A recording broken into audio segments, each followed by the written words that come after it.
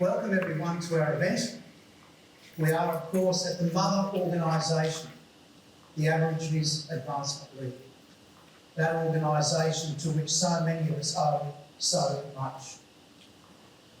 This special event tonight is hosted and managed by Victorian Aboriginal Community Controlled Health Organisations, VACCHO, in partnership with the Centre of Excellence for Aboriginal Families Wellbeing, Lowitja Institute, and the great team at Clothing the Gaps.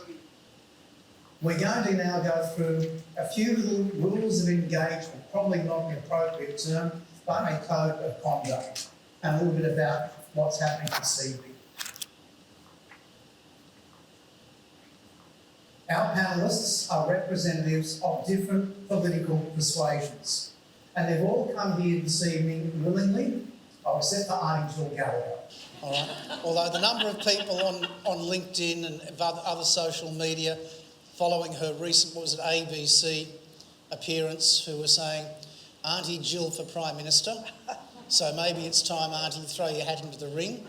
You've done pretty well everything else, so why the hell not? I'll leave it up to these ladies.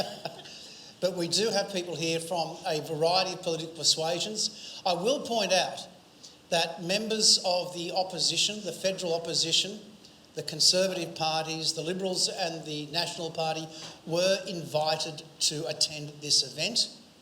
They either denied or did not bother to respond. And that does include Senator Jacinta Nampijinpa-Price. So, unfortunately, we are missing members of the opposition and those Conservative parties. I also just want to point out that Senator Cox has flown in specifically from Perth this morning, fairly traumatically as well, I might add, but maybe you can share that later on, Senator. But she's flown in specifically for this event from Perth and is flying back out tomorrow. And that's an incredibly respectful thing to do, and you are appreciated and respected for that, Senator.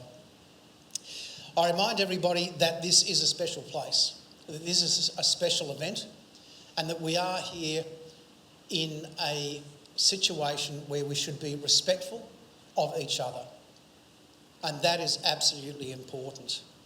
One of the great things about the society in which we live is that we can disagree, and we can disagree with respect. Let's show that. Now, I also want to pay my respect to Auntie Eleanor Burke, who is the chair of the Yurok Justice Commission, and also to the amazing Travis Lovett, one of the commissioners of the Yurok Justice Commission, to so many other people and all the mob who are here. I will just throw in, of course, he'd never forgive me if I didn't make mention of this, but get online and start to learn about Commissioner Lovett's walk. Is it from Portland to Melbourne, brother? Yep.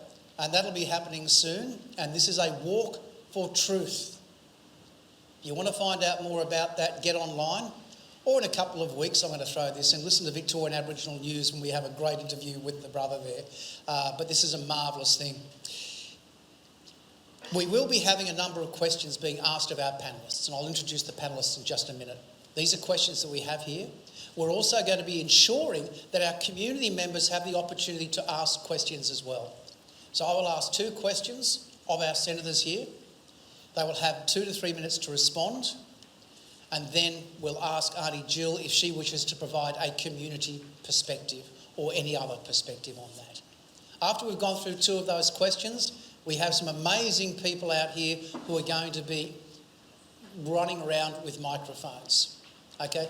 They have been asked to hold onto the microphones because, let's be frank, we know what mob's like when you give them a microphone, okay? We just don't stop. So please don't struggle with these lovely young people as they put the microphone in front of you, okay? And talking of microphones, I'm absolutely buzzed to say that this is being live broadcast tonight on Victoria's only Aboriginal operated and run and now managed radio station. That is 3K&D, 3 Cool and Deadly. Yeah. I just want to throw in here, and I probably shouldn't, but I'm going to because I'm an inappropriate man at times. It is so wonderful to see 3KND with great Aboriginal leadership. Something that was missing for a while, but as they say, a long time between drinks. But that station now well and truly back in the hands of First Nations people and looking good. So well done to you, Grant Hanson. Good on you, brother. Good on you. I've got to be nice because I broadcast some of my programs on 3KND and I want to keep it in an appropriate time slot. So hope that worked well for you, brother. Self-interest. Now, we have our panel. I'm really thrilled. To my immediate left, does she really need an introduction? But of course, Auntie Jill Gallagher, a proud Gunditjmara woman from Western Victoria and the CEO of VACCHO, the Victorian Aboriginal Community Controlled Health Organisation. A respected, highly respected and even revered Aboriginal leader who's dedicated her life to advocating, I don't like advocating and fighting for community, let's be frank, that's what you've had to do so often. And it says here from 2017 to 2019, she served as the Treaty Advancement Commissioner. Was it 2017, before the Act? Was it before the Act was passed that you were Commissioner? Which Act?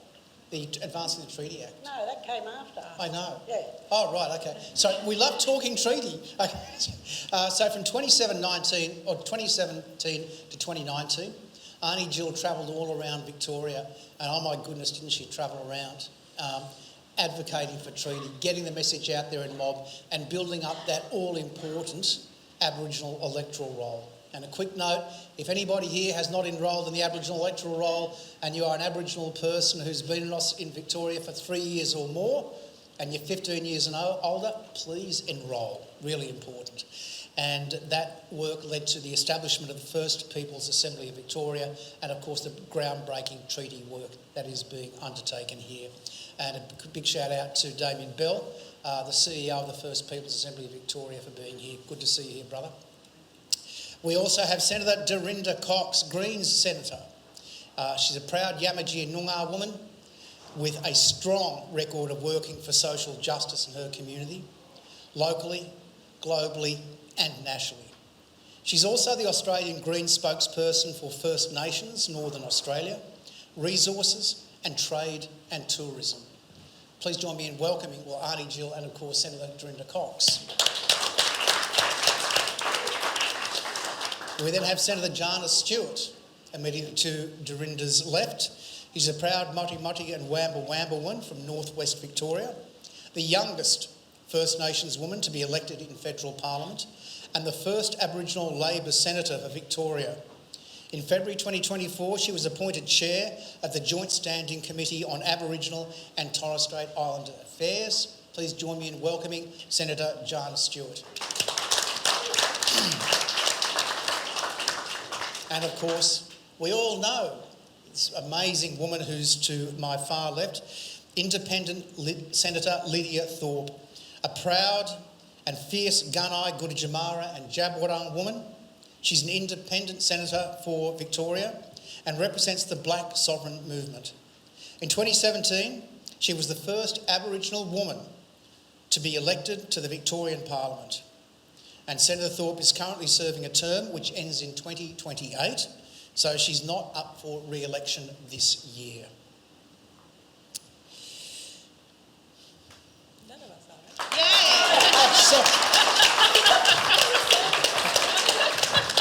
I was actually thinking there was something else I wanted to say and it just lost it. That's all right. Leave it there. Thank you for taking over on that one. I do appreciate it. Okay. Now, all our members are mic'd up. We've gone through the rules of engagement and the code of conduct. One thing I will say to the panellists, I'm going to ask you to keep your responses to 2 to 3 minutes. Please do not address each other. Respond to the questions. Bear in mind, this is responding to community questions, and that's the most important thing. If we have any concerns, please let me know. So, our questions. The first question, and we'll start with you, Senator Cox. The Aboriginal population in Victoria is growing at twice the rate of the rest of the population. How are you planning to support the needs of this growing community, even though it's Victorian based, to make sure people are happy, healthy and thriving. Thank you, Uncle. And can I first thank Uncle Bill for his wonderful welcome. I came in on the end of the smoking ceremony, so my apologies for that. Qantas really threw my plans out the window today and had an issue with their fuel valve, so we were grounded for 2 hours in Perth. I was hoping to be here much earlier than this, so I'm really grateful to be here on Wurundjeri country and want to pay my respects to the elders past and present. Really grateful to be here with Aunty Jill and my colleagues as well from the Senate, Lidia and Jana. What we do know, when populations start to grow so quickly, there is a lot of societal change that happens, and it happens very rapidly. And even though this isn't my community, because I am a West Australian senator, this is the state, and the electorate of Melbourne is our leader, Adam Bank, his electorate. And obviously we have Victorian members who are part of our state parliament, and also hopefully we'll be getting some more in the next federal election.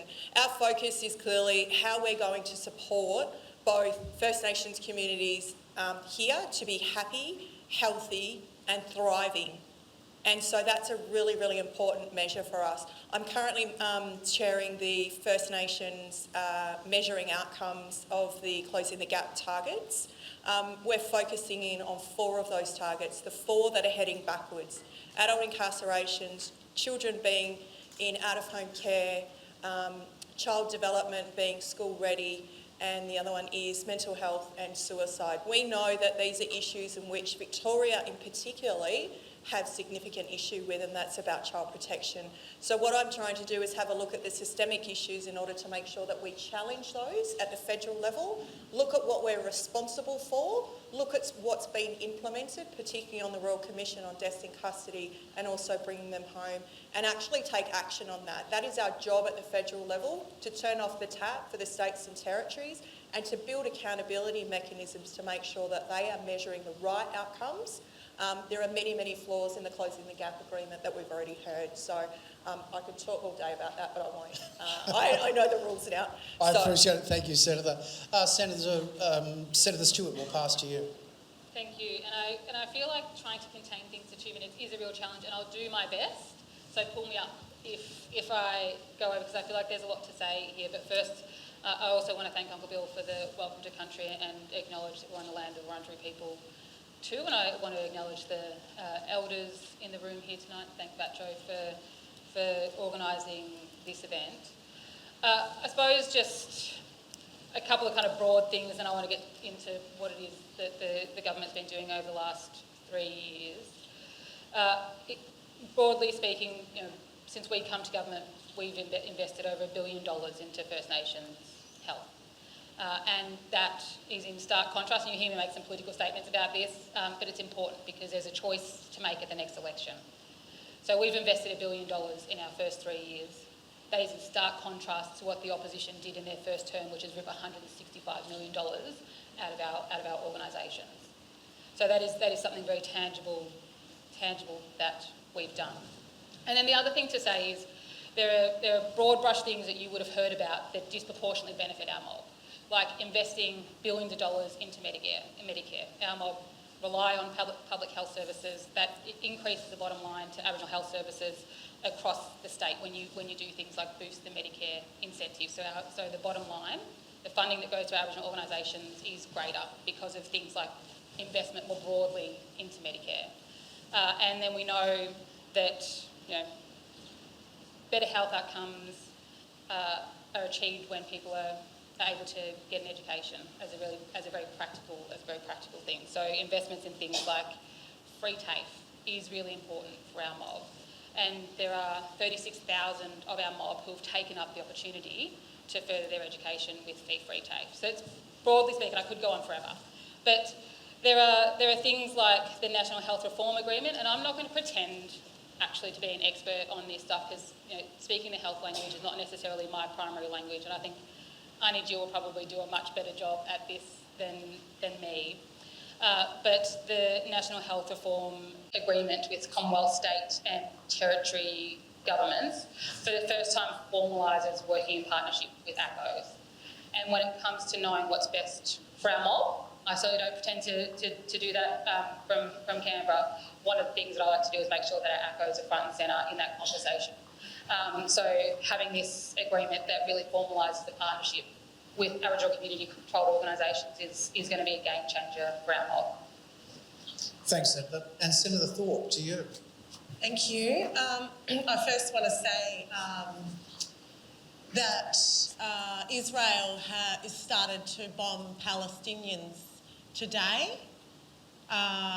There's a real-time genocide going on, and that we should not be blind to what's going on with Palestinians, because that happened to us and that continues to happen to us in a sophisticated fashion of genocide, like deaths in custody, like the removal of children, like the destruction of land and water.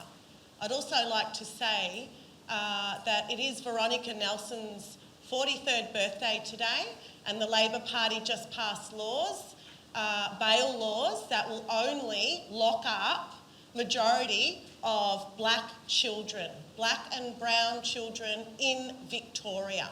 So it's quite devastating to get that news. And thanks to my mum who spoke at Parliament House before coming here today to stand up for Veronica Nelson's family and many other families who we know are going to be devastated by more black children being locked up in this state.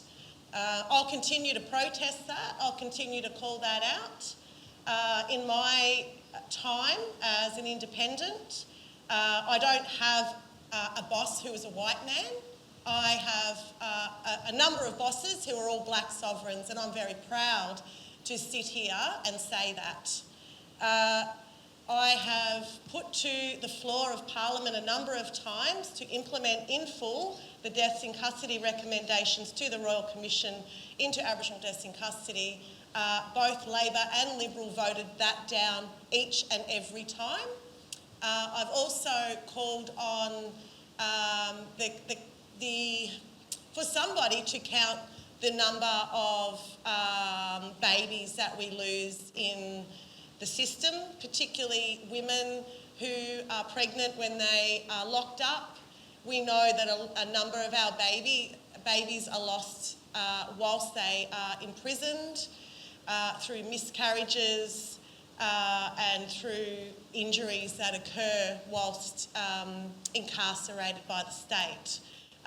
No one in this country counts those babies, so if we look at 600 deaths in custody that we know of, then there are still a number of babies that have never been counted. And I've been pushing, and I'll continue to push for those unborn babies who've lost their lives as part of that count. And this is all Victoria. Of course, I look after Victoria. I'm Gunai Gunditjamar Japarang woman. I come from a very staunch activist family, and we've always stood up for our people. We've always worked for our people.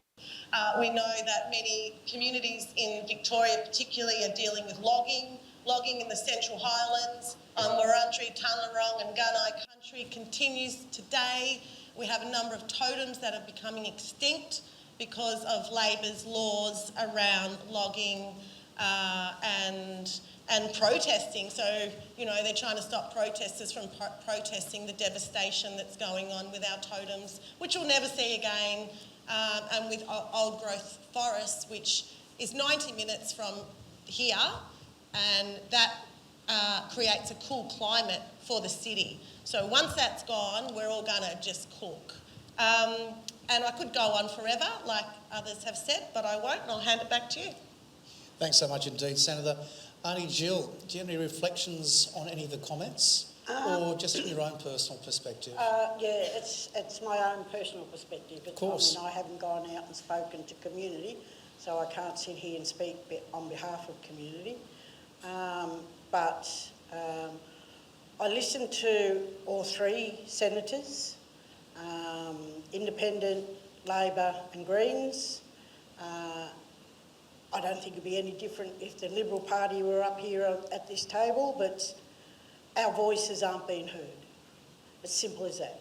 Our voices are not being heard. We do need Aboriginal people in Parliament. We do need black voices, no matter what party you represent, by the way, or whether you're an independent.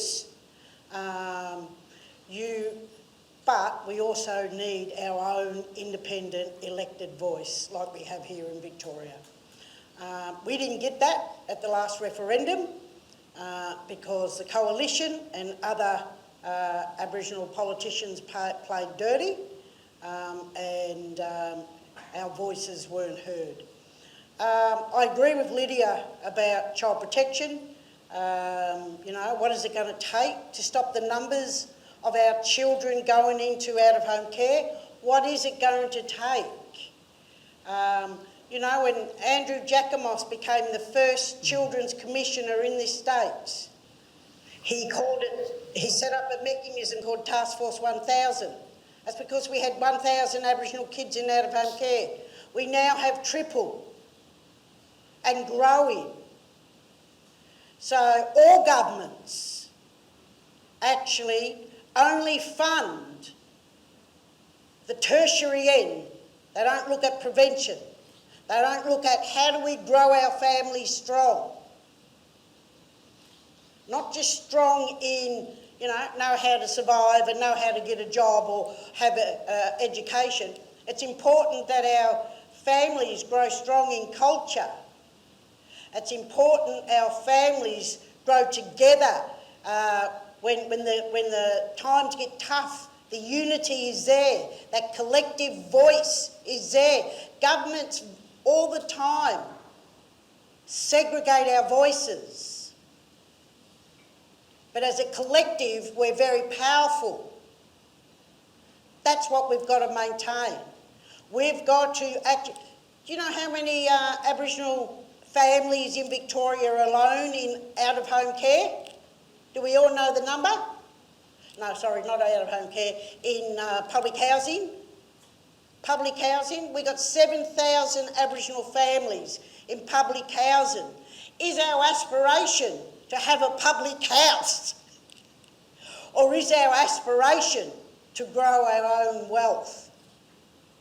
That's what we've got to look to. The deaths in custody that Senator Thorpe spoke about. Those recommendations, I think the Aboriginal Justice Caucus here in Victoria are currently looking at how many recommendations were implemented. How many made a difference. Someone touched on earlier that, you know, close the gap, close that life expectancy gap. Well, you know, here in Victoria, we can't even measure whether we're closing that life expectancy gap because they don't collect death data.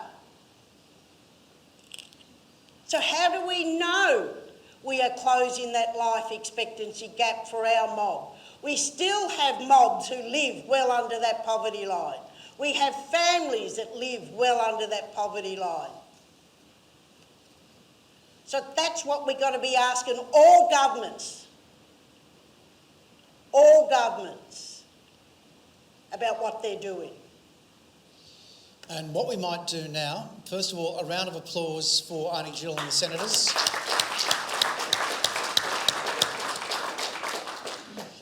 We are now going to actually, I'm going to mix it up a bit. It was going to be a couple of questions from my list and then out to the audience. But I really would like to see, is there anybody from the audience who would like to ask a question? Please bear in mind this should relate to the federal election and not necessarily specific state issues. If not, that's okay. Start thinking about it. All right. The next question we have is actually from one of the partners of tonight's event, Clothing the Gaps. It's a very straightforward one. And we'll start with you, Senator Thorpe. Do you support changing the date of Australia Day to a more inclusive date that reflects the history and culture of all Australians, including First Nations people? No, I don't. because you can't put the problem somewhere else. We have to deal with what January 26 is about, to give us another day to what? What was that? To celebrate? To celebrate what? To be inclusive. No, to be inclusive. There wasn't any mention of celebration. It was, do you support changing the date? No, I don't. To a more inclusive date? No, I don't. I think that we need to deal with January 26 and all that represents, and that if we come up with another date, then what? Racists are still going to dance on our graves on January 26? I don't. I think that it's an ill-informed campaign, unfortunately, and changing the date is not the way to go. We need to change the nation. We need to truth-telling so that we can eradicate the racism. Changing the date is kicking the can down the road so that the racists can still dance on our graves. Senator Cox. I do agree with Lidia that you need to challenge what January 26 actually means. What does it mean to us as First Peoples, and what does it mean to the rest of the nation? And that we haven't actually reckoned with our history yet, and truth-telling is at the heart of that. It's the vehicle to make that happen. It has to be grounded in education. There's still people out there, and in my home state of Western Australia, where they had one of the highest no votes in the country, people still running around thinking that blackfellas get free stuff. Like, that is just, they just don't understand that doesn't happen. That we don't get a free car, we don't get a free house, we don't get free stuff. And then we get millions of dollars in royalties. Well, I can tell you, even out of the Pilbara in my home state, we don't. And so we have to reckon with our history about what does that mean. If we're going to change it to a date, is that the day we become a republic?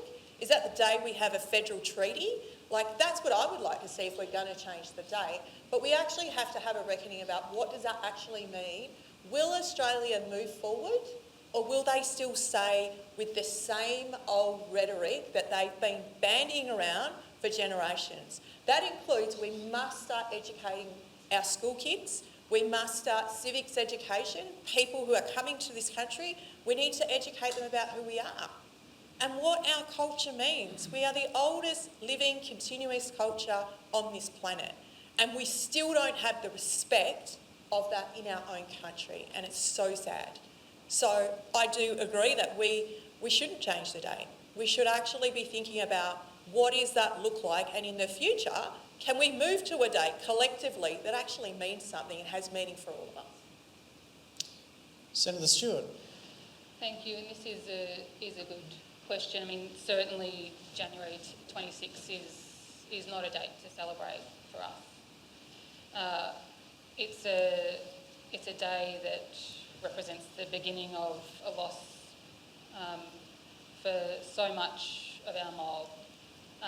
And on the other side, it also represents a day of survival for us and our resilience as a mob too. I think, I agree with Dorinda in that there's lots more work that needs to be done in building the kind of collective knowledge of the nation. We've seen how damaging the national conversation was around the referendum for our mob. Everybody in this room would have felt that, and the impact that is still being felt today. So there's a whole conversation and education and awareness building that needs to happen, and absolutely it starts with truth-telling about what's happened in our country. So I think absolutely Jan 26 is not a date to celebrate. Thanks, Senator. Auntie Jill, you've been looking very thoughtful there. I have. I was wondering how I'm going to answer this and stay friends with a lot of these on the panel. Probably not, because I do agree that we need to change the date.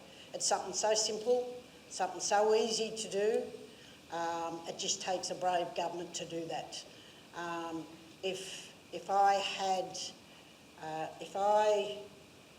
I always align it to all the hurt that our people suffered on that date. That was the beginning of the hurt, and it still happens today. So such a you know, and our people, 30 years ago, 40 years ago, and don't correct me on the time frame, I might have that wrong, but our people declared the 26th of January a day of mourning well before there was the 26th of January Australia Day. 1936? Yeah. So I do support change the date. It's not going to cost money. It's not going to take anyone's backyards. But it does give us as Aboriginal people, I hope I can talk for the majority of Aboriginal people in Victoria, it does give us some hope that the country is listening to us on something so simple.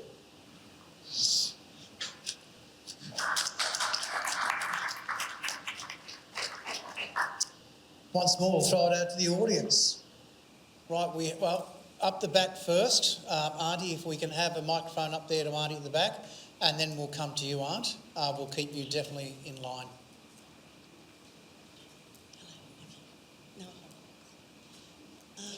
Hello, my name's Marjorie Thorpe, and I'm a Gunai Djapurrung woman. And one of the roles that I had previously was on the People's Movement on the Council for Aboriginal Reconciliation, which was a process of 9 years of consultation in this country. And the most important thing that was discussed as part of the People's Movement is about informing people about the issues that we're confronted with in this country and what's happened and how it should be improved. In relation to any changes or constitutional recognition, and that was all discussed, it's all documented, it's all on the record. So I think if we're going to go over old ground and rake over old ground, we're wasting time. And time's running out because there are serious issues that are facing our people, our communities and our country. In relation to changing the date, you know, I think that we are distracted from what the real issues about worrying about what date it is. One of the main points in terms of the documents towards reconciliation, because there was no reconciliation, because there was no agreement, but one of the critical issues was that there was no treaty or consent for the occupation of this land, and there needed to be further education in a manner that is consistent with what the reconciliation process resources were at the time throughout the country for 10 years. So the outcome of that 10 years, from 91 to 2000, I don't know whether that's 10 years, but close to it, was the fact that there was no treaty, no consent. And I think that when we want to make a treaty, we need to reconcile the differences with the people who have come to this country and certainly the people who came, the invaders in the first place. We need a treaty for that purpose, and we need to also give consent for the occupation of our country on what terms and conditions. Because the way we're being treated now, and all the reports demonstrate that, just coming from the city now about people dying in custody, young women dying in custody, babies dying in custody, it's worse than what I've ever experienced in my 52 years of working in Aboriginal affairs. Thanks, we need Aunt. to change the date when we have a treaty. Aunt, I'll just ask, do you have a question at all for the panel? Obviously not. I will ask people, if you do take the microphone, please, if you can just have questions for the panel. Aunt, do you want to ask? Yep, down the front here. You need the mic, Auntie, yes. Lisa Briggs. Lisa Briggs. I'm a First Peoples Assembly member for Melbourne as well. Goody Chamara woman. Long line of activism all along here. But one of the things I want to point out, it is so good to see Aboriginal representation in Parliament at the front. I reckon it's something that's historical and well done to you all. But what I would like to see, and what I want to know from you is, each of you have said that you support a treaty and truth-telling process. But I don't see that when you're in Parliament. I actually see division as part of that. What is it going to take for you three to come together and push that line of a national treaty and truth-telling as part of our agenda, because you're there representing us, not necessarily the parties. We want you in there, but we need to see more of that in Parliament. So what's it going to take? All right, what I'll do, Aunt, if it's okay, is I'll rephrase that, but keeping definitely to it. Senators, thanks for looking at me like that, I appreciate it. Actually, you know what, I'm going to leave it to Lisa's comment. Is there something that could be done that could bring about greater collaboration and support within the First Nations senators and members of Parliament in Australia? And Senator Stewart, I'm going to start with you, then we'll go to Senator Thorpe and to Senator Cox. Yeah, I think it's it's another really good question, because I like to think that, you know, we've all got, I suppose, the same kind of hopes and aspirations for a better future for our mob, and I think we've got kind of different ideas about how that's achieved, essentially. But I like to think we're all kind of pushing in a similar direction, and I'm sure I'll get corrected if I'm wrong. But I think it's. And you probably don't see it in the public sense, but in the Senate in particular, I think we do a better job at that in the committee processes that are run. So often, and this sounds so boring and bureaucratic, so apologies in advance, but you know, one of the things that the Senate does is hold inquiries and does a whole bunch of boring policy things, and we're all on committees together, working together, and so I think that's where you see us trying to work together, and there's a report that comes out at the end and we try to work together to deliver recommendations or have recommendations that we can all agree on. And now that doesn't always happen, but certainly I think there is more collegiality, I think, in the Red House, in the Parliament, than there probably is in the lower house. But certainly there's more room for us to catch up outside of that. And yet we probably haven't done a very good job at doing that. Senator Thorpe. So I've been in Parliament under the coalition government, and they did have a black politician gathering. Used to be a regular gathering of all the black politicians in Parliament. Now, when there was a change of government, I tried to re-establish that, and Labor were not interested. So I had Lambie in the room, because Lambie does identify as Aboriginal. I'm not sure if she got an invitation, but she does identify. I had Senator Cox in the room, and I had interests from the opposition, but Labor said that they weren't interested in being part of that process, and there's still not that environment. And there's a lot of blackfellas that work in Parliament, not just as politicians, and they'd like to see their black politicians give them some time and respect as being the black workers in the building. So that was a no-go. I'd like to see that happen again. And I know the Greens did as well. We put a number of motions to the floor of the Senate, and Labor and the Libs voted down truth and treaty every time. They also voted down the United Nations Declaration on the Rights of Indigenous Peoples.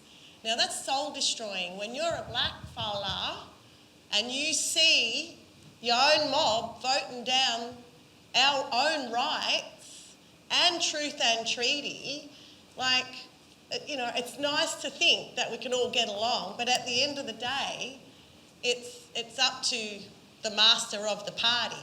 One master is called Albanese, white master, and the other master is called Peter Dutton, and no disrespect, you know, but Adam Bandt is another white fella. So you've got all these white fellas pulling the strings of the black people in their parties, and that's unfortunate, and that's why I become an independent. But I'm happy to go wherever there is justice for our people, and I'll stand with anybody just to get a little bit of justice for our people, because at the moment, a lot of closing the gap money is going to coppers, and people don't even know that. And we need to, you know, want to talk truth-telling, then let's look at where the money actually flows, and then we'll start closing the gap. Start getting serious about black justice and start getting serious about which party to vote for and what they're actually doing for the people. Thanks, Senator. Senator Cox. Thank you. The easiest thing they can do is vote for my bill. I put a bill forward last year into the Senate, introduced it just before we went on winter break. It's a bill to establish Australia's first federal truth-telling and treaty commission. So we modelled it off you guys here in Victoria, came and sat with Yuruk and spoke to them, talked to their commissioners, asked a lot of questions about how it works, what worked, what failed, how do we fix it, how do we lift it to a federal level, how do we make sure that that this has, at the end of it, a product that is about treaty. And I agree with Annie Marjorie's comment at the back that this is critical, that we move forward, and if we keep going over old ground, we're not going to move forward. If we keep looking backwards at some of that stuff, we aren't going to move forward. I'm not a fan of reconciliation, I just want to put that on record. I think it's corporatised thing that's hijacked reconciliation. It's become a bit of a dirty word for us. I think that our party is committed to First Nations justice. It is being co-led by myself and David Shoebridge within my party. And just to pick up Lidia's comment, she is right. We have a party leader. We have somebody who does all of that around this is the timing of when we bring things on. But I was very forthright in saying now is the time. A year after the referendum, people were hurting. People were still experiencing high levels of racism. There's been a recent study on this, and it's continuing to rise, particularly online. And we need something as a circuit breaker, and I felt that this was it. So it's currently in Jacatsia, which is the committee that Jana chairs, and I've had support from Labor. I just need people to vote on the floor of the Senate. Like, that can happen after the election. When we bring this bill, everybody could come together collectively and say, this is so important for mob around the country. This is the first time we could make history. We don't need a referendum. We don't need to spend billions of dollars. It's us collectively within our own parties or as independents, as Lidia said, coming together and saying, this will make a difference. If we start a truth-telling process and we go to a treaty negotiation, we need to do treaty with each other too. I come from a state where they still practice traditional law. And the treaty stuff is contentious there. I'm not going to lie. That we need to have an understanding, we need to have a groundswell. The amazing work that Jill did back in those days, the People's Assembly here, you guys have got a bit of a blueprint for us to learn from.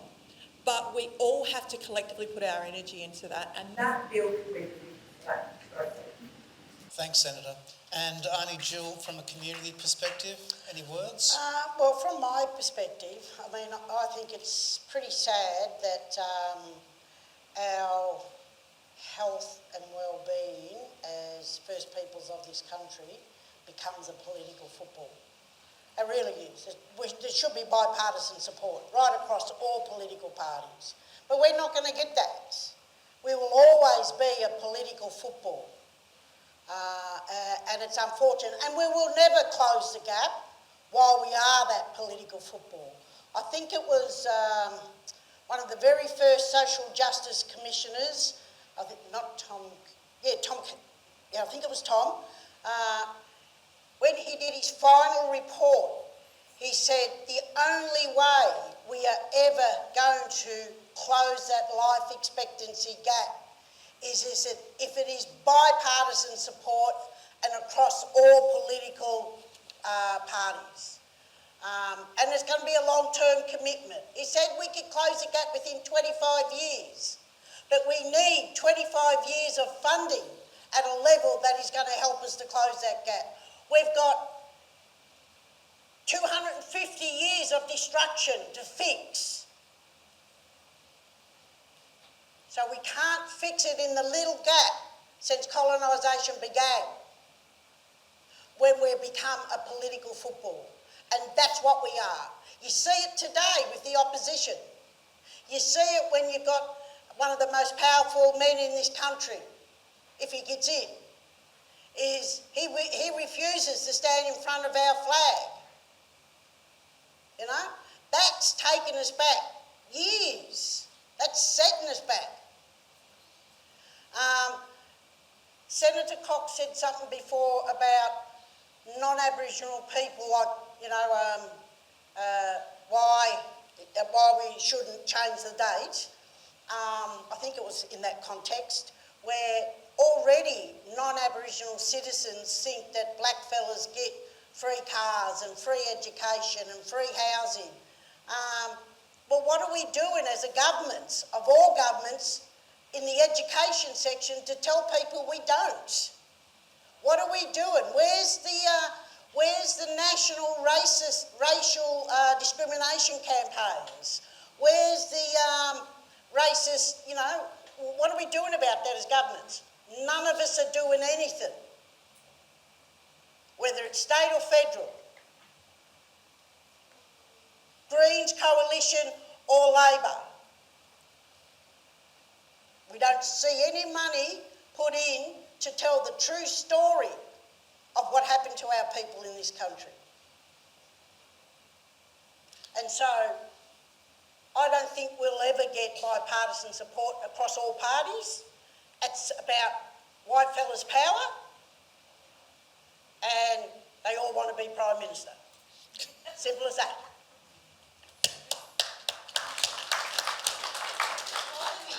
It's the colony. It's The the next colonial question. project.